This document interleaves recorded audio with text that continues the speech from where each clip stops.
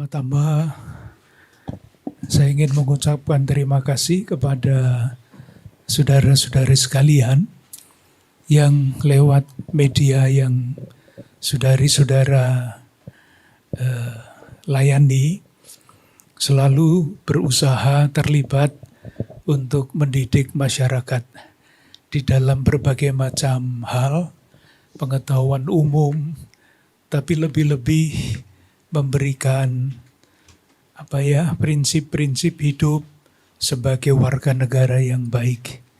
Atau yang kalau tidak salah saya mengerti, selalu berusaha memberikan literasi di dalam berbagai macam bidang yang menyangkut kehidupan masyarakat. Kalau sudah dijelaskan oleh Ibu Susi, sebetulnya sudah cukup. Saya mengulang lagi, ini ada tulisan kecil, ini tadi buku panduan untuk perayaan Paskah. Temanya adalah partisipasi mewujudkan kesejahteraan bersama. Saya tidak tahu apa yang sudah disampaikan Ibu Susi, tetapi secara garis besar begini. Sejak tahun 2016 sampai nanti tahun 2026, 10 tahun, Keuskupan Agung Jakarta mempunyai cita-cita besar yang ingin disampaikan dan diwujudkan oleh umat Keuskupan Agung Jakarta. Tahun 2016 sampai 2020 itu amalkan Pancasila. Sehingga setiap tahun umat Keuskupan Agung Jakarta diajak untuk mendalami makna masing-masing sila, dan bukan hanya mendalami di dalam konsep, tetapi juga menerjemahkannya ke dalam gerakan-gerakan.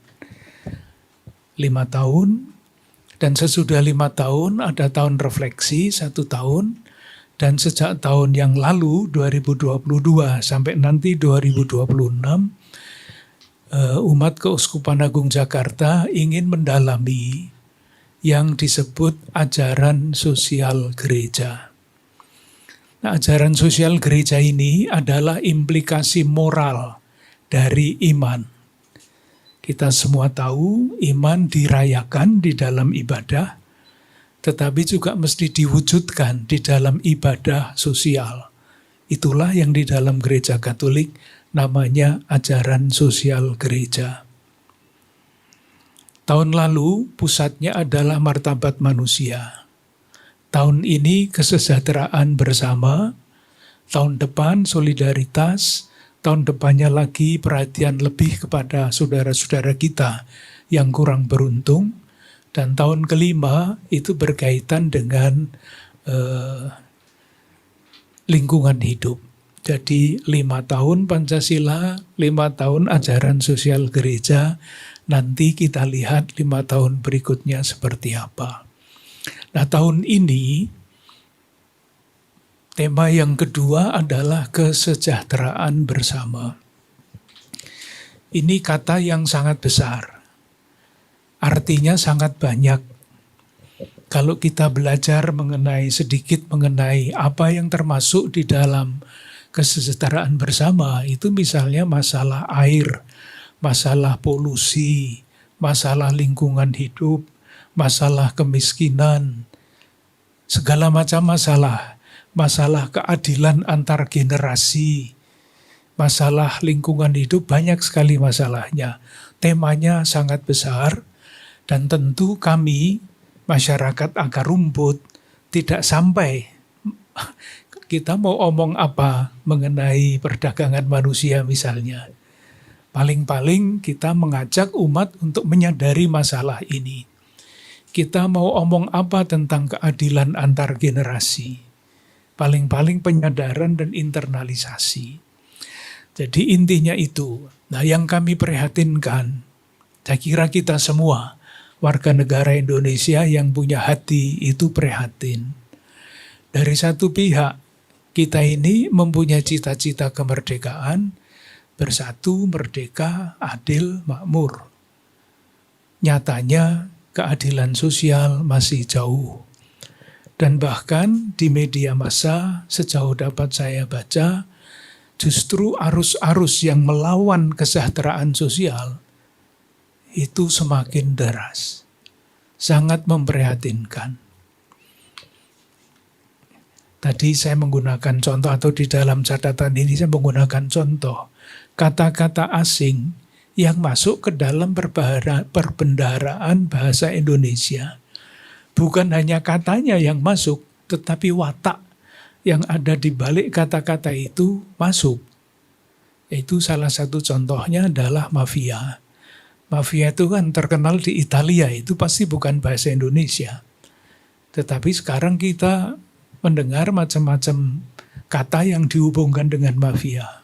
Yang terakhir mafia pajak, mafia peradilan, mafia segala macam mafia. Langsung berlawanan dengan kesejahteraan bersama. Lalu yang terakhir-terakhir ini di koran, di televisi ditunjukkan bupati ini ditangkap KPK. Anggota DPR ini ditangkap KPK. Apalagi Hakim Agung ini ditangkap KPK. Kan lengkap. Yang mestinya menjamin, memastikan kesejahteraan bersama negara, eksekutif, legislatif, yudikatif, semuanya kacau. Bukan maaf. Semuanya diberitakan di dalam koran, itu justru mencederai cita-cita kemerdekaan. Saya mengatakan ini dengan sangat serius, mencederai cita-cita kemerdekaan. Jadi bukan hanya korupsi itu jalannya, tetapi akibatnya adalah cederanya martabat bangsa Indonesia. Bangsa Indonesia itu ternyata kayak gitu ya. Ini kan susahnya bukan main. Ternyata cita-cita kemerdekaan itu hanya tertulis di dalam pembukaan Undang-Undang Dasar. Nyatanya tidak. Ini kan sangat mencederai cita-cita kemerdekaan. Bagi saya sangat serius. Oleh karena itu, dalam momentum Paskah ini, kami mengajak umat Katolik untuk menyadari perkara-perkara seperti ini. Tidak mudah memahami, apalagi kalau sudah sampai pada kekuasaan, itu orang mengatakan, apa istilahnya dalam bahasa asing itu, power tends to corrupt. Kekuasaan itu cenderung untuk korup, untuk rusak. Ya, ternyata seperti itu yang terjadi di negara kita.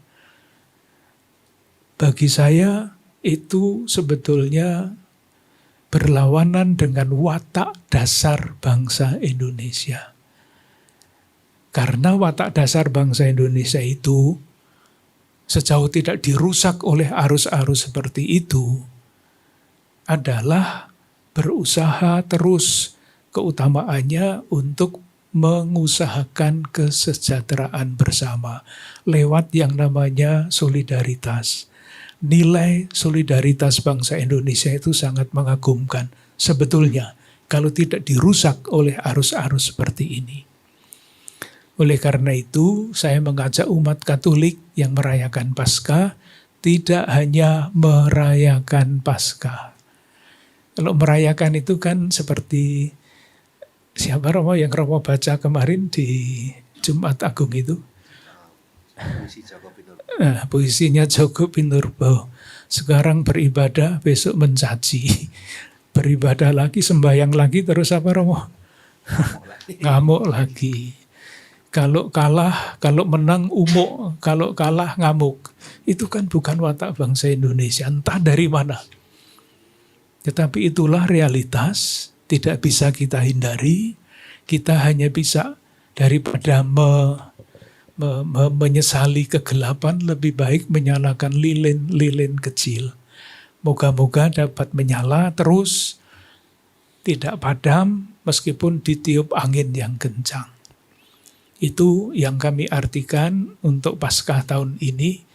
partisipasi mewujudkan kesejahteraan bersama, tidak hanya merayakan Paskah, tetapi menjadi manusia Paskah.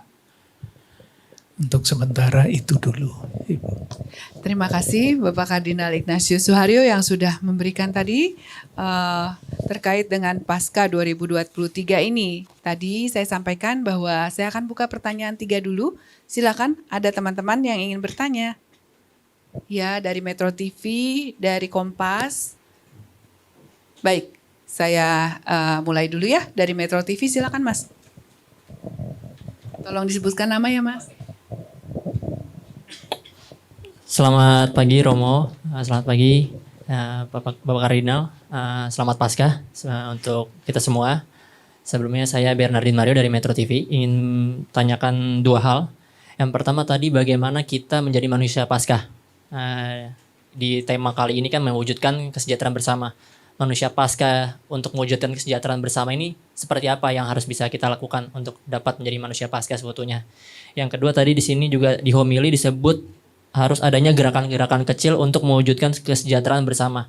Gerakan kecil konkret seperti apa yang diinginkan oleh Bapak Kardinal untuk umat Katolik dalam mewujudkan kesejahteraan bersama di tengah permasalahan yang tadi sudah disebutkan mulai dari mafia hingga flexing dan juga tadi disebut TPPU ataupun kasus korupsi. Terima kasih, itu saja. Baik, terima kasih Mas Bernardus. Silakan Bapak Kardinal. Mulai dengan yang terakhir dulu ya Mas. Jadi nanti kalau perlu Romo Vikjen bisa menambah atau Romo Hani. Jadi ada ini tema besar ini diterjemahkan di dalam berbagai macam gerakan.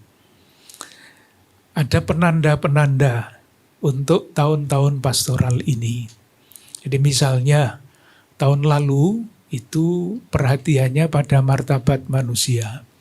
Salah satu penanda adalah membuat rumah singgah untuk saudara-saudara kita yang disebut orang dengan gangguan jiwa. Itu kan yang martabatnya tersingkir terus ya Mas ya. Maka kami mengajak seluruh umat Keuskupan Agung Jakarta untuk memikirkan itu dan sudah dimulai. Mengenai kesejahteraan bersama, contoh kecil-kecil kita kenal istilah UMKM. Dan seringkali saudara-saudara kita yang terlibat di dalam usaha UMKM itu kan kesulitan pemasaran misalnya ya. Maka tim-tim di paroki-paroki yang jumlahnya 68 di Keuskupan Agung Jakarta diminta untuk mencari jalan supaya saudara-saudara kita yang terlibat di dalam UMKM itu dibantu. Yang belum mulai diberi tawaran, mau enggak latihan membuat kue, mau enggak latihan menjadi chef, semua ditawarkan. Supaya saudara-saudara kita yang misalnya tidak mempunyai pekerjaan, dengan latihan-latihan itu mempunyai pekerjaan. Saudara-saudara kita yang sudah berusaha mempunyai usaha kecil, kualitasnya ditingkatkan. Misalnya seperti itu. Lalu banyak saudara-saudara kita yang sangat miskin. Rumahnya tidak layak huni. Tidak akan menyelesaikan masalah perumahan, enggak ke sana. Tetapi sekurang-kurangnya yang ada di wilayah tertentu, saya ambil contohnya di Paroki Odilia di Citra Raya sana, itu bersama-sama dengan TNI, Polri, pemerintah daerah, lintas agama, itu melihat saudara-saudara kita yang mana yang rumahnya misalnya seperti kandang ayam. Lalu diusahakan untuk bedah rumah. Dan itu selalu diceritakan. Cerita itu tidak untuk pamer, tetapi ini loh, kita bisa membuat hal-hal seperti ini tidak sendirian sambil membangun persaudaraan yang sejati. Persaudaraan sebagai warga masyarakat. Tidak soal agama, tetapi ini soal kemiskinan yang menjadi tantangan bagi semua siapapun dia sebagai warga negara Indonesia. Dan masih banyak yang lain. Tadi saya katakan tidak akan menyelesaikan masalah. Tapi sekurang-kurangnya kesadaran bahwa kita ini mempunyai tanggung jawab sosial itu masuk di dalam diri orang. Yang pertama yang maksudnya manusia Paskah. Paskah itu kan artinya bebas dari perbudakan menuju tanah terjanji. Pembaharuan hidup. Dan di tanah terjanji tidak hidup sendiri-sendiri, tetapi hidup sebagai umat yang hidup menurut istilah gampangnya hukum-hukum Tuhan. Kalau orang hidup menurut hukum Tuhan itu akan selalu sejahtera. Itu digambarkan di dalam Kisah Para Rasul bagus sekali. Tidak ada seseorang pun yang kekurangan di antara mereka. Karena keluarga ini menjual miliknya dijadikan sumber dana bagi kehidupan bersama. Itu manusia Paskah. Jadi kalau di dalam kitab suci, itu artinya keluar dari tanah perbudakan menuju tanah terjanji, ada Musa di situ yang membawa budak dibebaskan masuk tanah terjanji. Musa itu manusia Paskah yang ideal. Nah, apakah kita berani menjadi Musa kecil zaman sekarang? Itu tadi, tidak usah pikir mengenai negara, mengenai dunia, tetapi Paskah dari orang yang hidupnya tidak layak, tanda petik diperbudak oleh kemiskinan. Mungkin dia sendiri tidak salah, tapi struktur yang salah. Tetapi ada kelompok komunitas yang punya hati, membawa saudara kita yang tanda petik tidak hidupnya kurang bermartabat itu junjung martabatnya dengan menyediakan rumah yang layak. Itu Paskah. Paskah konkret itu seperti itu. Jadi bukan perayaan itu juga, tetapi Paskah sosial. Tadi saya katakan manusia Paskah seperti Musa membawa siapapun dari perbudakan menuju tanah terjanji. Terima kasih atas kesempatannya Bapak Uskup, Pastor Kepala Paroki Katedral dan juga Sekretaris Jenderal KJ. Sebelumnya soal Paskah juga. Yang ingin saya tanyakan, saya pastor dari Kompas TV, bagaimana gereja, khususnya dari Keuskupan Agung Jakarta ini mengajak umat Katolik melalui gereja kecil, yaitu keluarga, agar terlepas dari praktik mafia yang marak di media massa di tengah derasnya kemajuan ketergantungan pada teknologi komunikasi yang kadang-kadang menjauhkan antar umat manusia. Itu tadi didoakan di dalam doa umat, Mas ya. Tadi di dalam perayaan Ekaristi ada satu doa yang adalah wujud gereja Indonesia. Itu doanya begini, kita berdoa semoga kaum muda sadar, sebetulnya bukan hanya kaum muda ya, kaum tua juga, bahwa keasikannya dengan dunia digital dan fasilitas online bisa membuat mereka terisolasi dalam dunianya sendiri. Semoga mereka dianugerahi keberanian untuk menemukan kembali rasa percaya diri dan kemauan untuk memperluas relasi dan pergaulannya secara tatap muka. Ini saya kira persoalan umum di dalam surat Gembala Prapaskah pada waktu itu. Saya mencoba untuk menunjukkan bahwa sekian banyak orang muda, 1 dari 3 kaum muda itu secara kejiwaan tidak berkembang baik. Antara lain karena ditipu oleh hoax, karena melihat kekerasan, karena melihat macam-macam, dan itu dipikirnya sendiri karena hanya dengan alat itu ya. Tidak berbicara dengan orang tuanya, tidak berbicara dengan kawannya. Dan segala macam informasi yang kacau balau seperti itu pasti akan mengganggu jiwanya. Tetapi dari lain pihak, Mas ya, cita-citanya sangat bagus. Tetapi juga ada modal besar yang membuat itu semua terjadi. Iklan, menjual barang, menjual apapun, menjual gengsi demi modal yang besar itu. Jadi yang dilawan itu sangat dahsyat. Kita membuat literasi macam-macam, ada pertemuan-pertemuan orang-orang muda, ada komisi Komsos di setiap keuskupan, di konferensi, tapi lawannya itu sangat dahsyat. Lawan sangat dahsyat. Dan seringkali tidak sadar bahwa kita itu sedang dimanipulasi oleh iklan, oleh segala macam kepentingan itu. Tidak mudah, tetapi diusahakan. Ya.